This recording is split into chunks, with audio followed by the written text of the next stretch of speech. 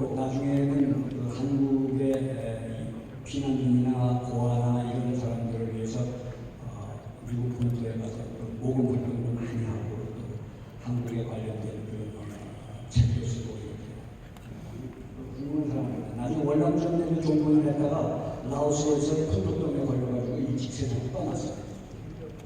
그리고 이때는 이거 긴 얘기긴 합니다만 당시 도쿄에 근무하고 있는 미 공군 장교하고 교직을 하다가 결혼하게 되면 그 사람 나중에 중전까지 지도를 했었습니다.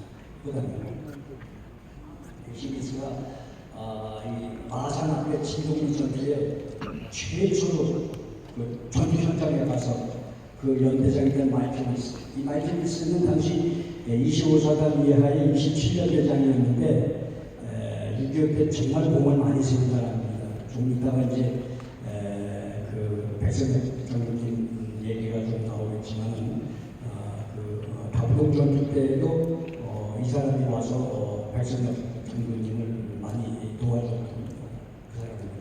나중에 대장까지 진급을 해서 69년에 주한미군 사령관으로 우리가 한국에 와서 근무를 하고 72년에 여기에서 군생활을 마치고 예편으로 본국으로 돌아갔습니다. 그 다음에 자 6.25 6월 29일이 분수령이라고 아까 말씀드렸어요. 이게 발표를 되어가지고서 모루와 망치, 그래서 인천에 생각하는 데가 모루고 저 낙동강 전선에서부터 반격해서 올라오는 데가 망치, 대장간에 가보면 모루에다가 그 칼이나 나시 같은 거 넣고 콩 같은 거 넣고 망치 때려서 만들잖아요. 그렇게 만들죠. 그런 계획을 세운 겁니다. 그래서 이걸 합동전략기획단에서 이걸 만들었는데 오늘 토론을 있다가 사실 이상호 박사님이 이와 관련된 아주 좋은 논문을 썼는데 그것이 제가 다음에 보여줄 다음 크로마이트 작전이 이 가운데서 100P가 이제 진짜 계획이고 이대로 시행된 것이고 사실은 100PCD만 거의 있는 것으로 이렇게 여태까지는 알려졌는데 그 이상호 박사가 A도 있었다. 근데 A는 인천에 설국하는 것이 아니고 군산에 설국하는 것으로 되어 있잖아요. 여기에 보면 그래서 정말 이것은 사실은 B를 보호하기 위한 일종의 그 기만적인 계획 중에 하나였다 이렇게 저는 보는데 아마 여기에 대해서 이상호 박사님도 저하고 같은 생각을 했습니다. 이상호 박사께서 이걸 얘기를 했을 때 이걸 보고서 이게 굉장히 중요한 내용을 끄집어낸 것이 앞으로 인천 상륙작전에 대한 얘기를 계속 우리가 진행해 나가려면 이 문제를 좀 더 구체적으로 얘기를 해야 된다는 시간 관계상 이 정도로 보겠습니다. 넘어가겠습니다. 자, 이제 정말 오늘의 핵심 중에 하나인데요. 워싱턴에 있는 군수내부, 당신은 미 합참이 막 생겨난 그 직후입니다. 왜 하필이면 인천이냐? 상륙 조건이 최악인 곳이 거기다. 여기 조수간만의 차이가 굉장히 높고 완전히 간주시 개풀이고 해안에는 그 넘어가려고 하는 그 벽이 동남아 오늘까지 이렇게 되고 월미도라는 것이 있어서 저 월미도를 먼저 제압을 하려면 상륙작전이 2단계를 될 수밖에 없고 이런 여러 가지 아주 난점들이 많아요.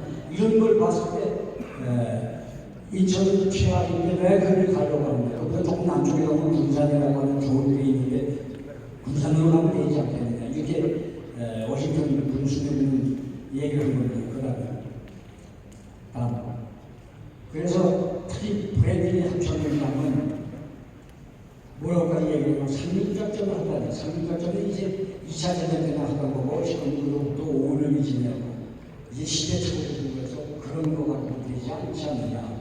그래서 이 해군 참모총장과 육군 참모총장을 필두로 해서 도쿄로 보냅니다. 메카를 설득하기 위해서.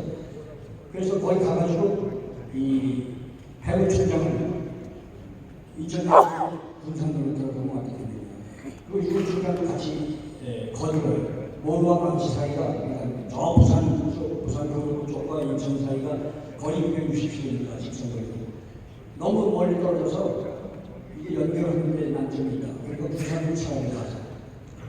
주식을 다음 주식을 그 회의장이 그다음 그런데 이제 메카다가 여기서 이제 그야말로 평상적인 사람들은 상상하지 못해서 그런 얘기들을 합니다.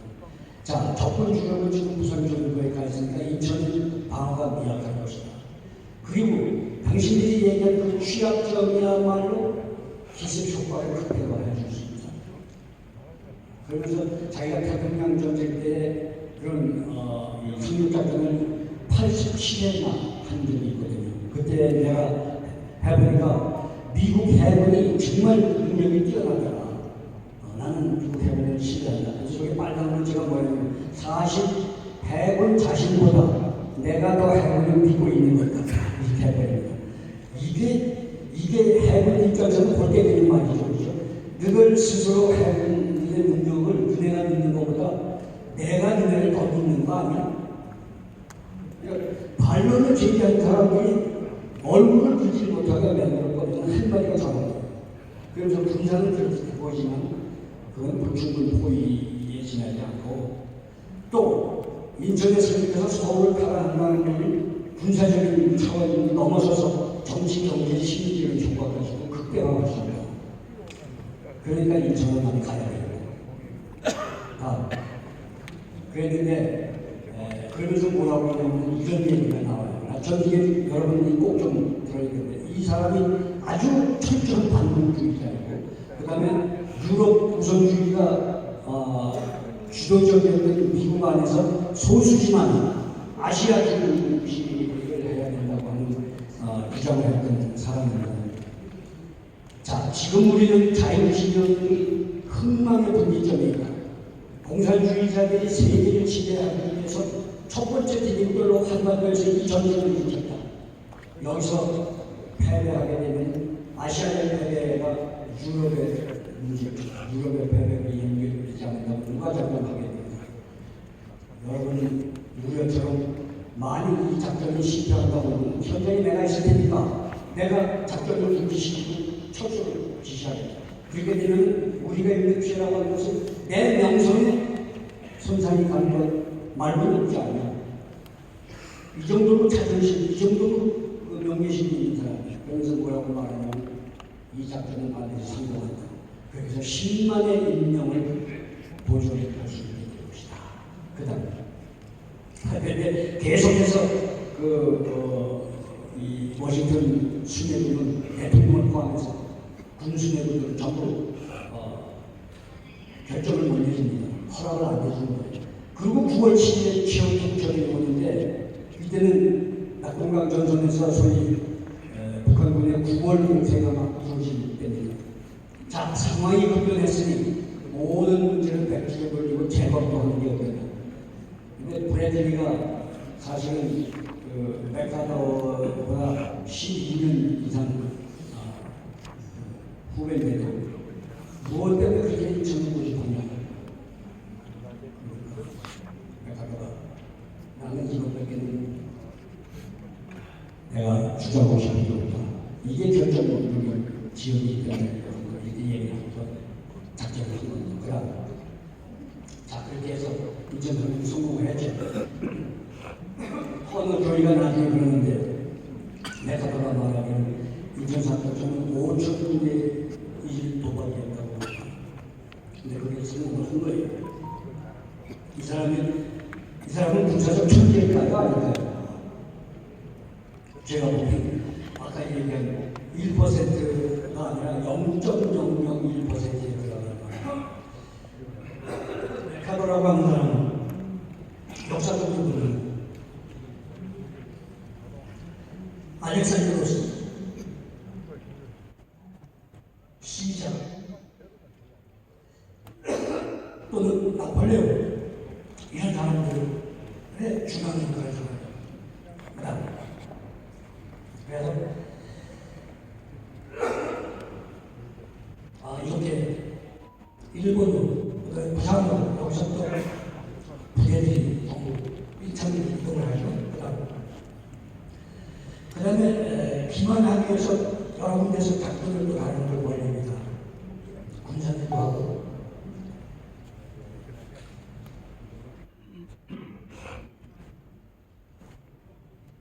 사실 제가 오늘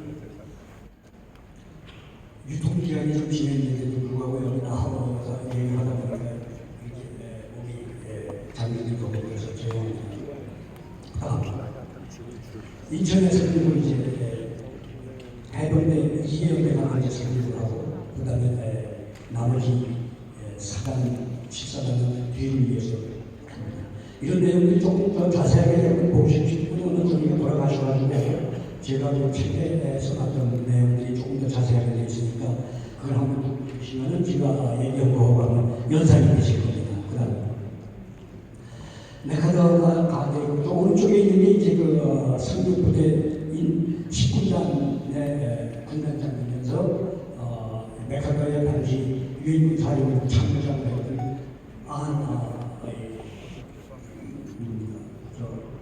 아몬드라고 하는 사람입니다.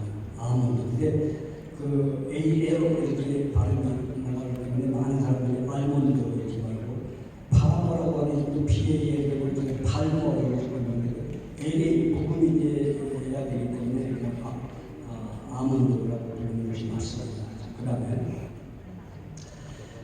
요거는 해병대가 한지에서 출발하는 코르시라고 하는 전투기인데 왜 이걸 굳이 여기다가 보여드리냐면 당시 일본에 있는 이 공군들은 한반도에 오게 되면은 얼마 작전을 못하고 바로 돌아가야 됩니다. 그래서 인천상륙 작전 때도 전장 차단 임무하고 근접 지원하는 인물들은 전부 해군과 해병대 항공대가 맡았거든요. 이게 해병대 항공대가 그때 맹활약을 했던 그 비행기이기 때문에 제가 이걸 좀 보여드립니다. 그 다음 여기 아까 말씀드린 그 해병을 넘어가야 되는 이 사다리도 미리 일본에서 메가더의 특별 지시에 의해서 알루미늄으로다가 제작을 해서 이걸 가지고 있었습니다. 이걸 가지고 넘어가고요. 그 다음 이건 이제 북한군이 월미도에서 투하하는 사진이고요. 그 다음 이건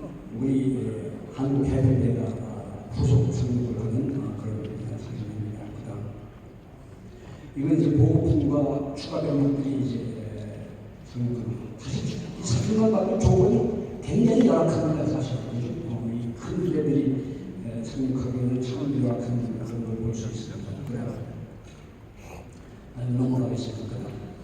여기 이제 망치가 몸 쪽으로 이제 올라가 그렇게 해서 저기 오산의 서정리라고 하는 데서 만나게 됩니다. 그러니까 이 남쪽에 있던 북한군은 육개사단이 자꾸 귀멸이 되어버렸어요.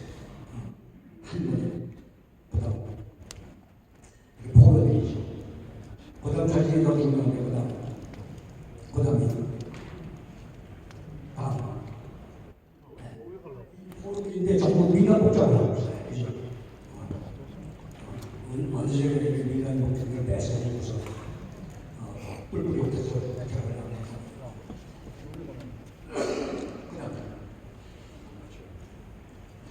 그 다음 이렇게 환남배다. 그 다음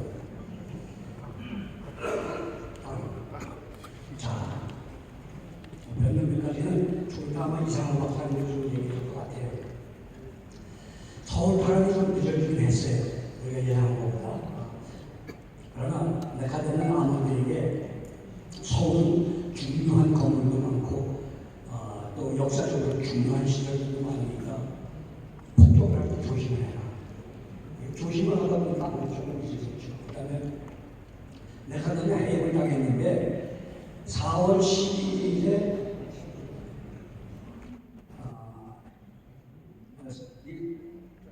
날짜가 좀 틀리네요. 50년이 아니고 52년입니다.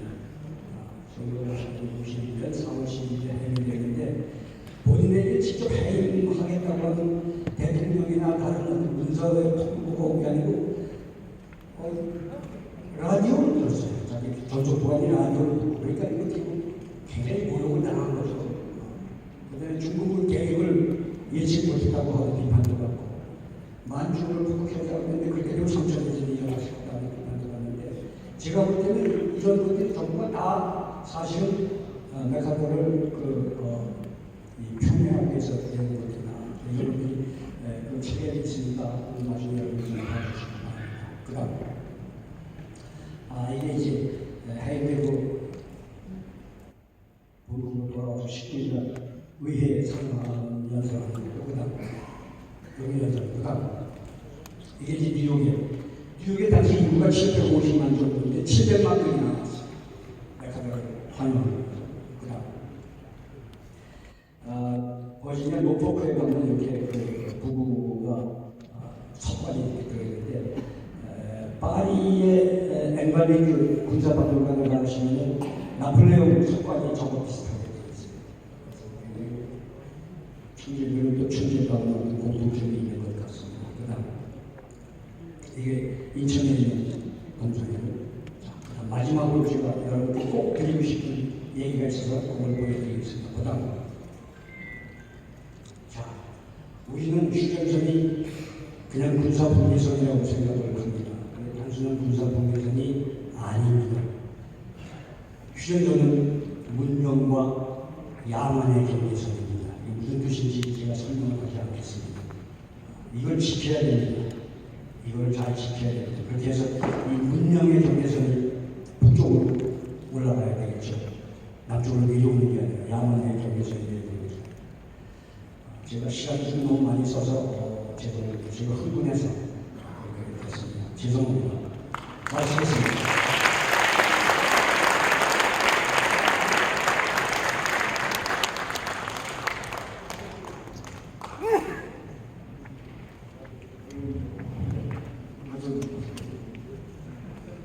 자, 이제 마지막 그 발제가 있는데요. 제가 조금 중간 말씀만 드리겠습니다. 목표는 제 진행의 목표는 4시 반에 마무리하고 가시게 되는 그런 얘기였는데요. 이미 발제하시는 주제 발표 내용에 굉장히 많은 내용들이 들어있기 때문에 나중에 여러분들 말씀을 들고 한 번 더 이제 마지막 발제 들어보면 마무리 시간이 이제 종합 토론 시간이 있는데 요거는 여러분들께서 할지 말지 결정하시도록 그렇게 하겠습니다. 지금 이제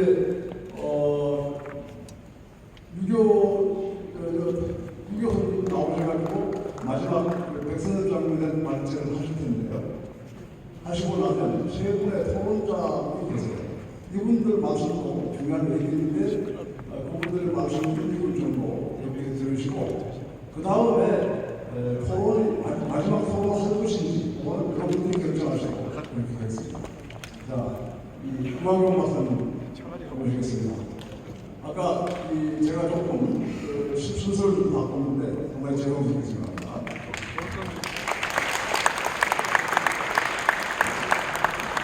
제가 잠깐 화장실가 떠온 사이에 순서가 바뀌었어요. 그래서 사실은 저는 조금 얘기하고 좀 무대에서 내려오면 좋은데 저는 사실 여러분들한테 백선엽 장군이 어떤 분이라는 걸 사실 꼭 좀 전파 좀 하고 그 의미를 좀 제가 여러분들한테 좀 알리고 싶어서 좀 조급증이 있었습니다. 그래서 제가 아까 순서가 뒤바뀌는 바람에 저희 회장님한테 화를 냈고 하지만 저 남은 시간 최대한으로 한번 해보겠습니다.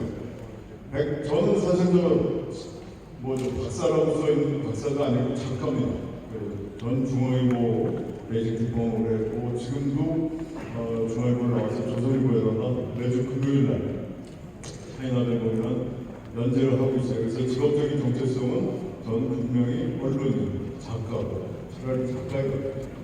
어쨌거나 백선엽 장군님 요령 있게 여러분들한테 말씀드리고 싶은데 좀 시간이 너무 쫓겨오고 백선엽 장군님 딱 하면은 앞에서 이순신 장군 말씀해 주셨고 매거리 장군 말씀해 주셨지만 요체라는 건 저는 제가 하는 그 중앙일보에서 백선엽 장군님 회고록을 한 1년 2개월 동안 거의 매일 지키고 그 이후로 돌아가시기 전까지 계속 10년 동안 모시면서 장군님이 해주시는 말씀하고 각종 자료를 비교해가면서 여러 가지 구성을 했어요. 근데 요새는 모두에서 모두 결론 같은 말씀을 드리자면 저는 백선엽 장군이라고 계속 얘기하지만 저는 승부사라고 그 면모를 많이 봤습니다. 그리고 그 요체는 진실이었고 참이었습니다. 그리고 자기 맡긴 일에 최선을 다 모든 걸 걸어가고 싸웁니다. 그 대신 뭐 대단히 그 명민한 어떤 지혜 같은 게 있으셨겠죠. 근데 하지만 그 바탕을 먼저 말씀드리기 전에 백선엽 장군과 평생을 같이 했던 김정군 장군이라고 분이 계십니다. 6.25 때 일사단의 12연대장을 하면서 박원동까지 같이 겪으셨는데 이분이 이제 백선엽 장군을 총괄할 때 춘부라는 얘기예요. 시골 아저씨. 굉장히 슈퍼합니다. 그래서 자랑을 좀 모르고. 근데 이분에 관한 1화부터 먼저 잠깐 말씀드리고 시작하겠습니다. 1952년에서 53년 사이인데 참모총장을 참모총장 보직을 받은 다음에 그 대구 육군본부에서 그 당시에 대구에 있었습니다. 육군본부에서 재직하고 있을 때 자리에 계실 때 갑자기 전화를 받아요. 국방부 장관입니다. 임시경무대가 있던 부산에서 난리가 났어요. 초량역하고 부산역 사이에서 상용선, 몸을 다친 상용선들이 새카맣게 모여가고 처우 개선을 요구하면서 엄청난 농성을 벌이고 있었습니다. 이때 국방부 장관하고 경찰 다 진압이 안 돼요. 그래서 백선엽 육군참모총장한테 급히 내려와서 이 폭동을 좀 막아달라고 부탁을 받고 경비행기 타고 가고 부산에 내려가고 초량역 사이로 갔습니다. 그래서 연단에 올라가고 첫 마디가 여러분 제가 육군참모총장 백선엽입니다 하고 거기에 몇만 명이 모여가고 막 소동이 폭동 비슷하게 번지고 있는 그 와중에 참모총장이 올라가서 이거 대표단을 좀 보내고 나랑 얘기합시다. 최대한 여러분들한테 요구사항을 들어드리겠습니다 하고 올라왔습니다. 그때 그 중에 안 읽은 사람이 하나 있었고 목발을 짚고 올라오는 그 사람한테 자네 나 봤지? 자네 나랑 만난 적 있지? 그랬더니 사람이 고개를 못 들고 예 봤습니다. 언제 봤지? 고지에서 담배 나눠주시지 않았습니까? 그래서 백승엽 장군님이 그 자리에서 이 사람아 담배까지 나한테 얻어본 사람이 이렇게 하면 되나? 수습해주게 해가지고 그 시비가 풀린 일화가 있어요. 근데 백승엽 장군이 잘나서가 아니라 여러분들 잘 한번 생각해 보십시오. 사단장, 군단장급의 지휘관이었던 사람이 전선인 총알이 날라온 전선 고지에서 사병과 같이 담배를 피웠다는 사실입니다. 사실 이게 함께하는 리더십입니다. 지금 앞에서도 말씀해 주셨지만 백선엽 장군도 분명히 여러 가지로 보면 혈연적으로 아니면 문화적으로 역사적으로 이순신 장군의 후예고요. 그 뒤로 한 400~500년 전에 이순신 장군 이후로 우리의 전쟁 DNA는 어떤 식으로 연결됐을까 하는 문제 저는 6.25에서 발견해 줄 수 있다고 생각합니다. 그 중에 저는 백선엽 장군님을 강력하게 추천합니다. 오랫동안 배우고 말씀드렸지만 말씀에 최대한으로 거짓을 안 하는 물론 모든 전쟁터에서 모든 술수를 동원하는 그 잔인한 승부사의 기적이 있지만 이분은 참 가치를 위해서 모든 걸 바치는 리더십으로 여러 가지 얘기했어요. 그리고 여러분들 제가 여기 나눠드린 자료집에 제가 쓴 글이 있습니다. 여기는 이 화면하고 전혀 사실은 좀 상고관계예요. 백선엽이라는 인물이 어떻게 만들어지고 어렸을 때 어떤 식의 성장을 거쳤고 어떤 식의 사색을 했고 어떤 식의 침묵이 있었고 어떤 식의 가정의 아픔이 있었고 가난과 본궁함에 시달리면서도 이분은 어떤 식으로 승부사를 품는가에 대한 여러 가지 추정할 수 있는 여러 가지 자료들을 여러분들한테 드렸으니까요. 그거는 여기서 생략하겠습니다. 시간도 없고. 그러면서 지금 백선엽한테 주목하는 미군의 어떤 결정적인 계획은 방금이었습니다. 그래서 다행히 여느 우리나라 전쟁 지휘관 못지않게 여느 지휘관들은 사진을 훅박에 남기지 못했어요. 단지 1950년 8월 12일부터 벌어지는 담동 전투입니다. 나는 나아가서 적을 맞았다. 제가 단 불화가 아닙니다. 이거는 백선엽 장군님한테 담동 전투가 시작하는 시점에 장군님 뭘 하셨습니까? 했더니 나는 모든 걸 준비하고 12연대 전방지휘소로 나갔다 이렇게 말씀하셨거든요. 그 결연한 의지. 그래서 이게 지금 안 움직이죠. 요 다음으로 좀 넘겨주세요. 담동 전투는 우리 대한민국의 명운이 걸려있는 마지막 정말 큰 법이었습니다. 여기서 지게 되면은 모든 게 끝나고 밀양선은 그 뒤에 있는 대구 밑에 밀양선은 방어선으로서 의미가 없습니다. 축차적으로 미군이 일본으로 가고 한국군이 제주도로 가는 이 축차적인 철수를 위한 선이었죠. 그래서 대구가 무너지면 모든 게 끝납니다. 이때부터 다부동전도 8월 12일부터 20일 초반까지 22, 3일까지 벌어지는 이 전투에서 백선엽이라는 인물이 드디어 미군의 주목을 받기 시작합니다. 이 상징적인 이 사진인데요. 백선엽 사단장, 일사단장, 여기 밀번, 프랭크 밀번이라고 백선엽 장군의 군사 스승이에요. 그리고 이 사람이 서 있는 워커 장군. 근데 선탑자가 누구냐면 로튼 콜린스 미 유기 특보총장. 이때부터 모든 미군의 가장 주목이 다부동 백선엽이라는 인물한테 몰리기 시작해요. 이때부터 백선엽 장군은 상당히 주목을 받습니다. 이거는 백선엽 개인이 아닙니다. 이제 미군 막 전열을 가다 보면 미군과 한국군이 어느 정도까지 함께 병행할 수 있는가에 대한 답을 주는 결정적인 계기였어요. 다부동 전투 직후입니다. 이때는 다부동 격전이 막 지나간 다음에 드디어 모든 미군들이 와서 이 사람을 주목하기 시작했고 미군의 촬영에 의해서 백선엽의 사진이 수술은 납니다. 근데 이 사진에서 여러분 잘 안 보이실 거예요. 저 백선엽 허리에 끼고 있는 백선엽의 손톱을 잠깐 보여주십시오. 저거는 확대하면 자세히 보이는데 애무진 손톱. 그리고 한 번도 씻지 않은 그 모든 걸 몰입하는 백선엽이라는 인물의 개성이 드러나는 거죠. 헌신과 호남입니다. 그래서 국제무력에 백선엽 장군이 올라가는 다음 사진이요.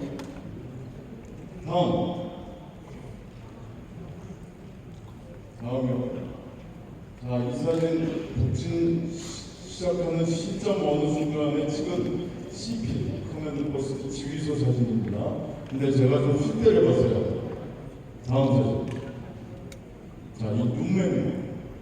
백선엽 다부동은 사실 이 눈매로서 사실 제가 우연하게 발견했어요. 장군님을 계속 관심 갖게 들여다보다가 주신 사진이 많아가지고 계속 들여다보다가 확대했을 때 이 눈매가 잘 안 드러나는 사람. 백선엽이라는 인물은 사실 눈을 남한테 이렇게 안경을 쉽게 내비치는 스타일은 아닌데 제가 이걸 점점점 확대해보면 굉장히 무서운 눈매예요. 정말 굴하지 않는 대단한 눈매를 가졌어요. 근데 여기서 다부동은 사실 이 눈매입니다. 전략 전술이 아니었어요.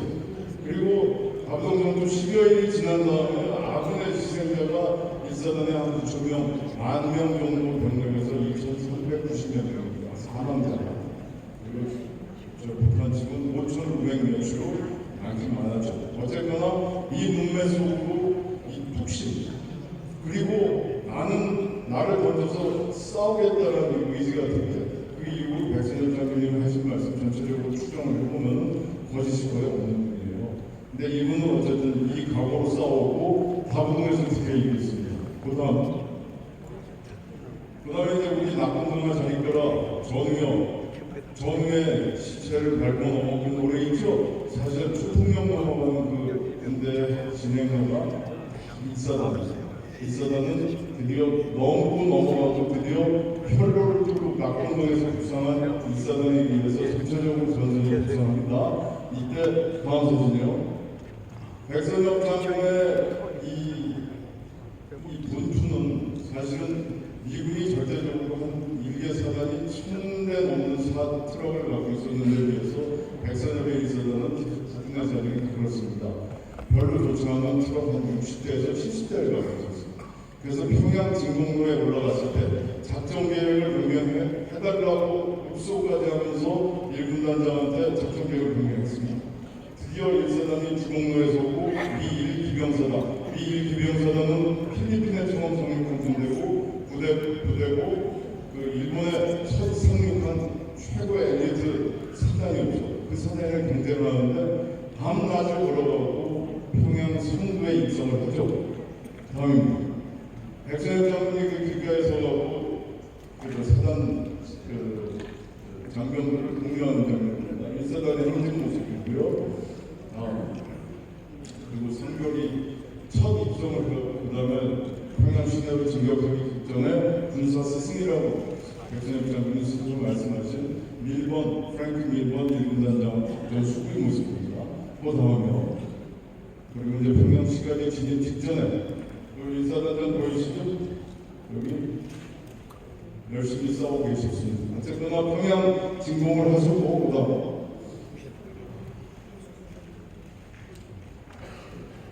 평양 진입한 일사단 모습입니다. 근데 여기까지 이제 백선엽 장군의 어떤 그 박통에서 이제 활력을 얻어가고 모든 세계가 주목하고 미군이 특히 주목하는 미군은 여러분들 1년 전 8개월 전입니다. 1949년 10월 1일 공산당에 의한 중국의 적화가 있었죠. 그게 미군한테는 치명적인 트라우마였습니다. 8개월 뒤에 한반도에서 벌어진 전쟁에 동양인 부대를 믿고 다시 우리를 미군을 승립시켜야 하는 상당히 큰 트라우마가 있었어요. 이때 미군들은 나중에 마이클 해리스라고 아까 나왔죠. 27년대 연대장 마이클 해리스 등 여러 사람의 증언에 의해서 그 부분이 드러나요. 미군은 누구를 믿고 한국에서 싸울 수 있는가를 절체절명의 과정을 생각했었습니다. 왜? 중국에서 무기 팔아먹는 국민당군이 있었죠. 부패한 국민당 정부가 있었죠. 모든 게 주면 날아가는 이런 상황에서 동양인 부대를 어떻게 믿고 싸우냐에 대한 회의감과 트라우마가 6.25 때 하기 시작됩니다. 그때 강력한 트라우마가 들어오기 시작하면서 미군은 오로지 누구를 과연 가장 믿을 수 있는 지휘관은 누구인가에 대해 주목했습니다. 사실은 백선엽은 승승장구였습니다. 그래서 평양 진공도 미군의 거대한 화력을 등에 업고서 갔기 때문에 가능했던 부분이 있어요. 근데 그게 아닙니다. 그게 다가 아니고요. 이때 만약에 미국이 백선엽을 신경해가고 백선엽을 믿지 못하는 결과로 나왔으면 한미동맹, 오늘날의 한미동맹까지 순탄하게 한미가 이루어지지 않습니다. 시간이 없어서 여러분 다 말씀 못 드리는데 모두로 말씀드리자면 로테이션 해가지고 3년 동안, 3년 6개월 동안 한반도에 올라선 미군은 약 180만 명에서 200만 명 가까이 됩니다. 여러분 이게 미군이 올라온 겁니까? 아니면 미국의 문명이 올라선 겁니까? 저는 미국의 문명이 올라섰다고 생각해요.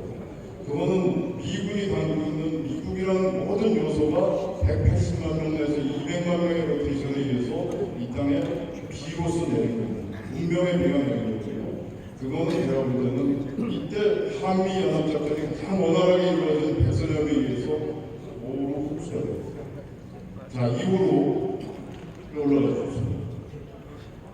중공군과의 조우전에서 결정적으로 휴태원이 되었고 미 전체 8군 그리고 10군단이 올라선 동부전선에 의해 전체적으로 우리가 중공군과의 낯선 싸움에서 우리가 물러설 수 있다는 가능성을 백선엽에 의해